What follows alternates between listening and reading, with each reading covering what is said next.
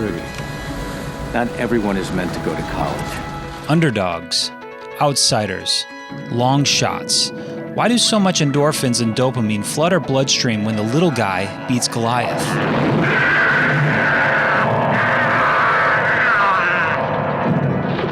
Napoleon Dynamite has been one of my absolute favorite films since its release in 2004.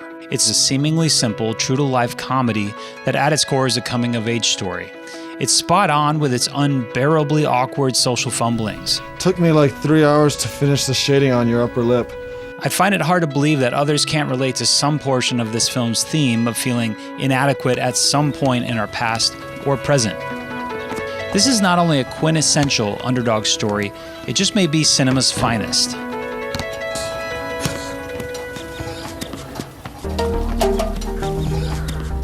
He's possibly the most unlikely outsider to eventually win our hearts and minds despite so much reason for doubt. Hey Napoleon, what'd you do all last summer again? I told you, I spent it with my uncle in Alaska hunting wolverines. I attribute its massive success to many things, but above all, I believe it's this nearly inconceivable underdog that gets us doing what so many of us are drawn to do, root for the little guy. And Napoleon just may be the littlest guy there's ever been on film.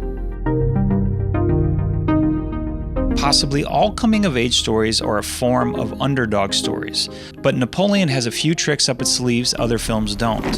One of those being how our hero's motivation was an act of selflessness versus personal glory. The other secret weapon is the film's ability to make us eventually like so many of the unlikable supporting characters, but more on both of those later. Seeing Napoleon in the very first scene quickly establishes what a special type of underdog we're stuck with.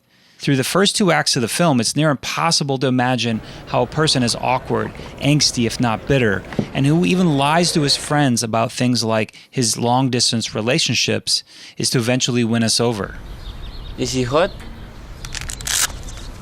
See for yourself. Wow.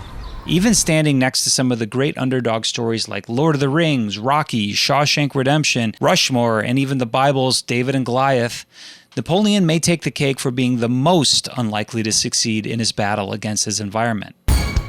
Frodo is tiny, with no experience on how to tackle his immense obstacle. However, he's instantly surrounded with a dream team of killers and wizards acting as his personal bodyguard service to help ensure success. He's got close friends and family who even join him on his doomed adventure. Plus, he has abnormally large feet, so he's got that big dick energy going for him as well. Rocky is basically a rock star in his Philly hood. He already has a perceivable way out of his environment through his boxing.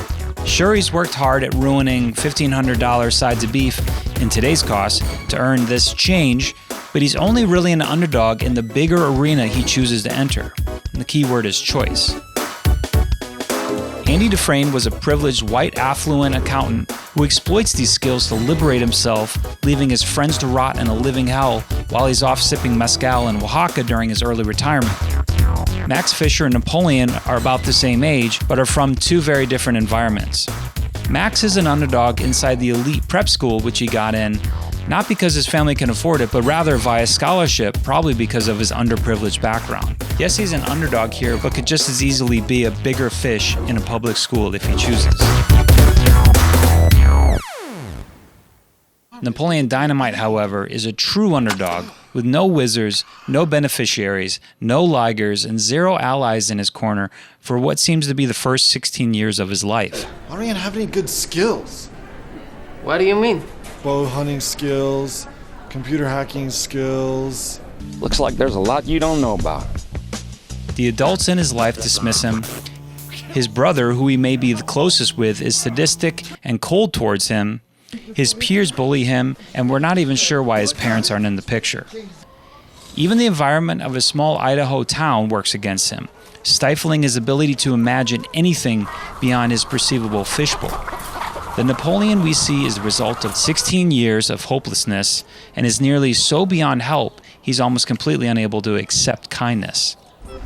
What are you gonna do today, Napoleon? Whatever I feel like I want to do. Gosh! This cult and mainstream success shocked the studios with a $46 million profit on a $400,000 production, not to mention the ungodly amounts of merch sales. The film's surprise success in itself is a rags to riches underdog story, adding to the fun of it all. Fun fact, John Heder was paid only $1,000 to play Napoleon and has since become worth $10 million. Maybe he got a cut of the wig sales. You do understand English. This isn't that complex. Despite its wild success, it still doesn't always get the more serious film cred it deserves. My pretentious film buff friends chuckle as if I'm kidding when I say it holds a place in my coveted top 5 list. This is pretty much the worst video ever made. Napoleon, like anyone can even know that. Admittedly, there's probably 10 films in my top 5, but let's just say it's in rather good company. It's often overlooked as an of-the-times, disposable, quirky comedy with little plotline to be found despite it being a rather classic hero's journey tale. Roger Ebert gave it an underwhelming 1.5 stars out of 4 on its release and said that it pushed the studied stupidity as far as it could go. Roger said that people laugh for 2 reasons. Either they feel superior or pity for the characters.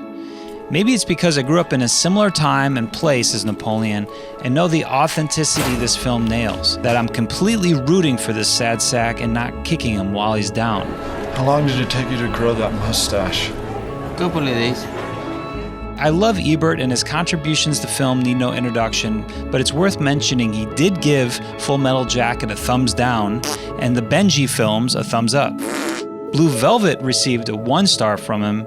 The Usual Suspects got 1.5 stars. Fight Club got 2 stars, and he disliked Once Upon a Time in the West in 1968. So maybe he's wrong about Napoleon as well. How was school? Worst day of my life? What do you think? The seemingly unconnected vignettes that make up much of the early film are in actuality a grand deception, a flexing of restraint before the true objectives and character developments deploy. Looking past the film's stylized Idaho 90s small-town aesthetic, there's much more to this film than catchphrases and clever Halloween ideas, although there's plenty of both, I admit. The film has an enormous heart that captures the true bleakness growing up in nowhere America in a thoughtful way many films try but fail to achieve. Another fun fact, computer scientists and studios created a term, the Napoleon Dynamite effect or problem, referring to wild card films that are so polarizing it's near impossible to predict how people will react. Most films are easily classifiable and targetable, but Napoleon Dynamite breaks the algorithms and continues to baffle scientists even today. I think we should take this someplace a little more private. It's a good idea. Up next, I hope you'll enjoy a skit by Pedro Sanchez. The infamous dance scene is the pivotal moment of the film. Finally, after so much Groundhog's Day mundanity, some change takes place. With seemingly little warning, the film unleashes its secret nuclear arsenal of plot development at this singular, decisive, coordinated, and completely provoked climactic moment. And it all begins with Napoleon's selfless gesture. Even with more humiliation at stake, Napoleon takes the stage in a last-minute effort to help save Pedro's failing class presidential campaign.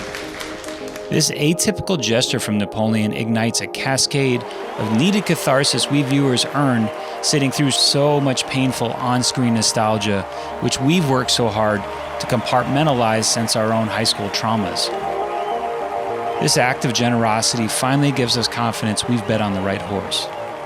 Unlike Rocky, for example, Napoleon acts selflessly to help a friend in need, not interested in glory or sexy, sweaty hugs.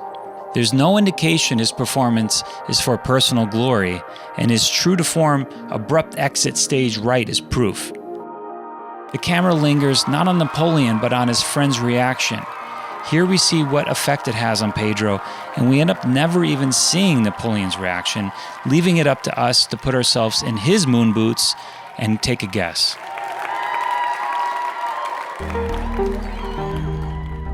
We see Napoleon wanting a friend he can depend on by getting Napoleon's back. No more flying solo. You need somebody watching your back at all times. So you got my back and everything? What? It seems the kind gesture of taking the stage was Napoleon taking the initiative to tell Pedro he had his back. This growth of character is seen again from Napoleon during the end credits when he makes a generous peace offering of a beautiful stallion to his brother and new sister-in-law who he previously resented. Hey, Deb, can you take a photo of me on the horse real quick? Maybe the final covert weapon this film reveals late in its story arc is subversively tricking us into falling in love with so many of the surrounding characters we were previously rather frustrated with. Pedro is very sweet but difficult to see as a class president. Deb personifies awkwardness and her various business endeavors seem unlikely. And here we have some boondoggle keychains, a must-have for this season's fashion. Uncle Rico is stuck in the past and bitter for it. Kip is preoccupied online dating and cold towards Napoleon. Napoleon, don't be jealous that I've been chatting online with babes all day. His grandma even abandons him early in the film, leaving little food in the fridge and gets far out of the oppressive town to party with her friends. Well, what's there to eat? Get off, Napoleon. Make yourself a dang quesadilla. However, after Napoleon's dance saves the day, things for everyone begin to turn around. Kip gets the girl and moves to Detroit. Uncle Rico seems to have found a promising love interest and lets go of his painful past. Pedro celebrates his victory, and Grandma seems to have justice served with a broken tailbone for abandoning her family. A film like this could easily be laughing down at an eccentric character like Napoleon. In the responsible and empathetic hands of Jared and Drusa Hess, it's the exact opposite. It celebrates innocence and idealism in those not born winning the genetic lottery or with a silver spoon lodged in various orifices. By film's end, I feel it'd be very difficult to not relate in some form, as we've all been outsiders and underdogs at some point in our varied lives.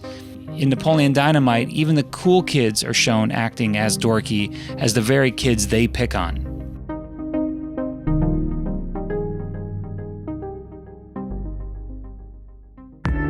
This is a classic film I'll always return to and will continue to make me cry every time I see Pedro's watery eyes after his one friend jumps on a social grenade for him.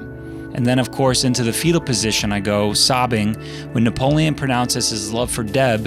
I caught you a delicious bass. Then Continuing to demolish her in tetherball, while the best song in the world takes us into imagining their future. You want to play me? In the end, Napoleon turns out to be the winner of all losers. And this understated film shows us that even the coolest kids are still big dorks.